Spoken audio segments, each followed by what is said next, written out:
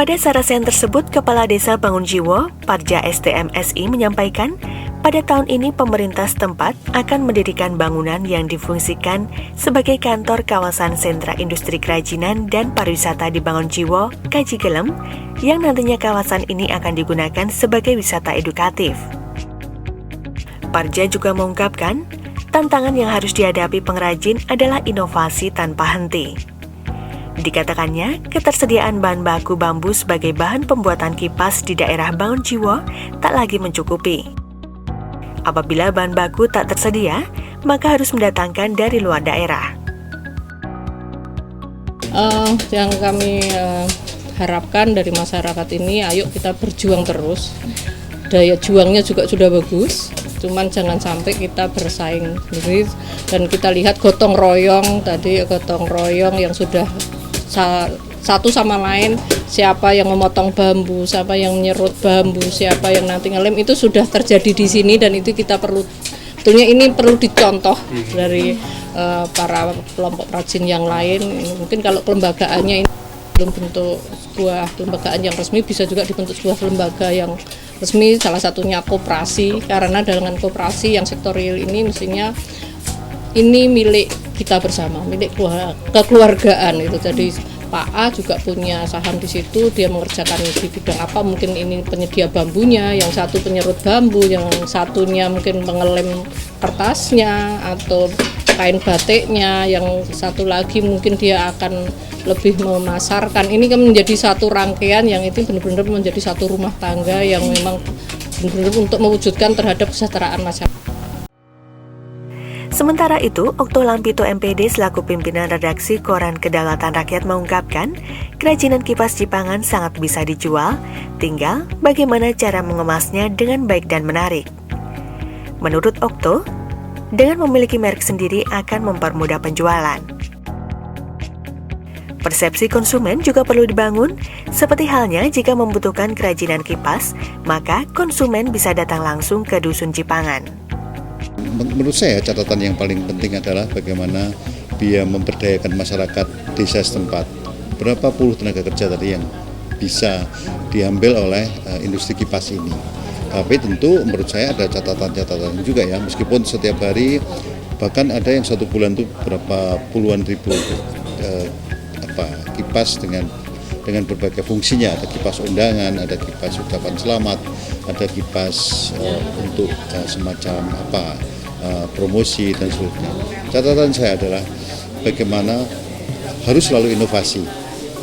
Kipas itu karena saingannya banyak, maka Jipangan ini harus punya sesuatu yang uniquely di sini harus ada.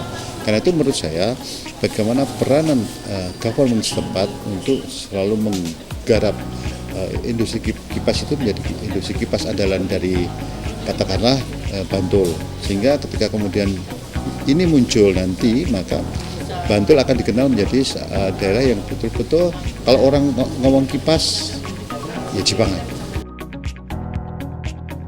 Pada sarasen tersebut, konsultan bidang bisnis Cahyadi Joko Sukmono menjelaskan perlunya memahami dan menerapkan 7A, di antaranya attraction atau atraksi yang merupakan produk utama dari Dusun Jipangan, dalam hal ini kipas bambu.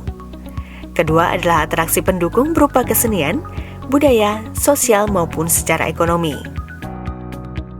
Selanjutnya adalah amenitas. Berkaitan dengan ketersediaan sarana akomodasi untuk menginap, seperti halnya homestay.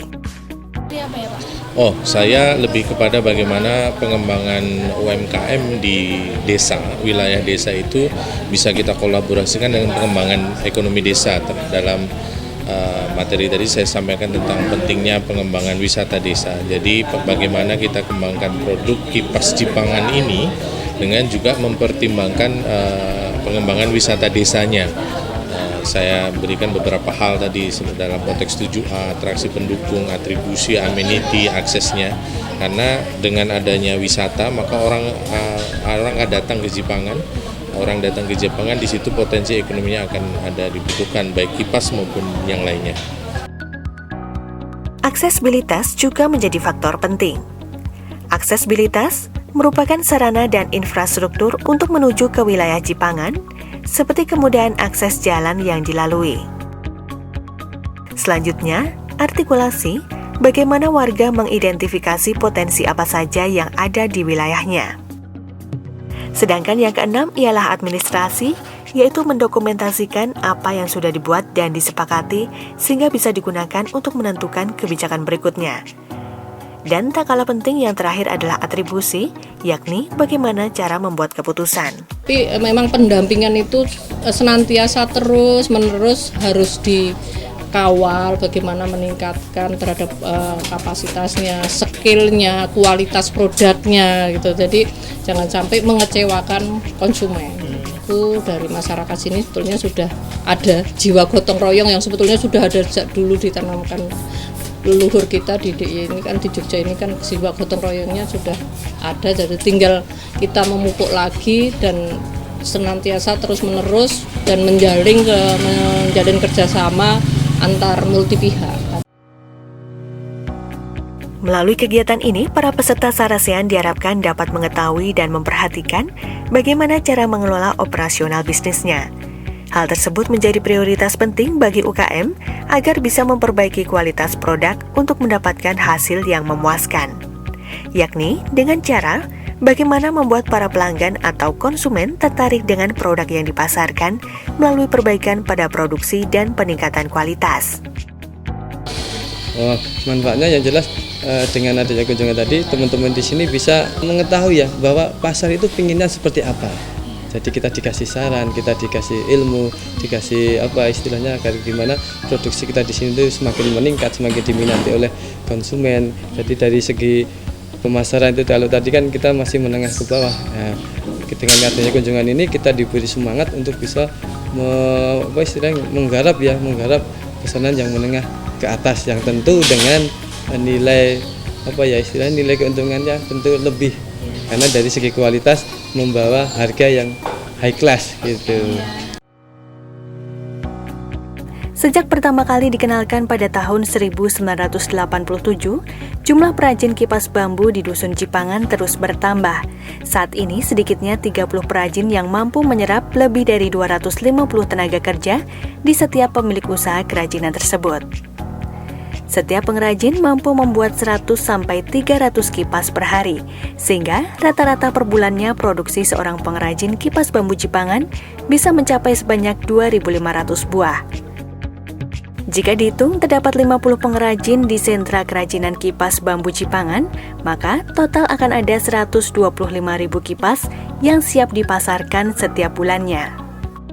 Karena terdapat beragam potensi yang dimiliki, Dusun Cipangan juga dinyatakan sebagai desa wisata pada tahun 2014. Hal ini didasarkan pada komitmen dan dorongan yang kuat untuk menggali potensi yang dimiliki dan berupaya untuk meningkatkan pendapatan serta kesejahteraan warga sekitar. Usaha kerajinan kipas di Cipangan pun menjadi daya tarik tersendiri.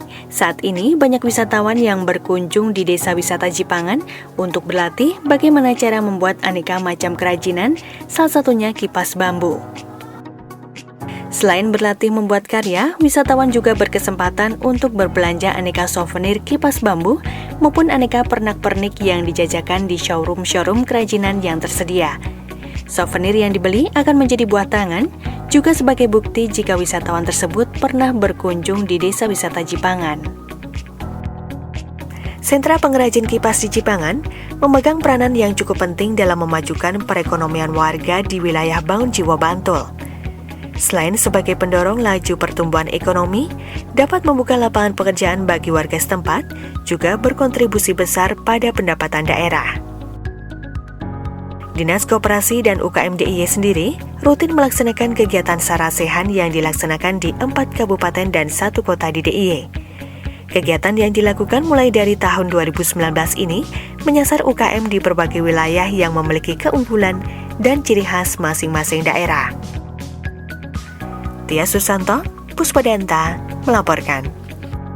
Oke, bagi sedulur-sedulur semua, baik yang di Jogja, di luar Jogja, di seluruh Indonesia maupun di luar negeri yang menonton ya, ini silahkan nanti bisa untuk memesan produk kipas di Cipangan ini dengan cara langsung ya, bisa datang ke Desa Cipangan RT 01 Bangunjiwo Kasihan Bantul Yogyakarta, atau dengan nanti nomor telepon 089672184994, atau dengan email, melalui email juga madikra@yahoo.com.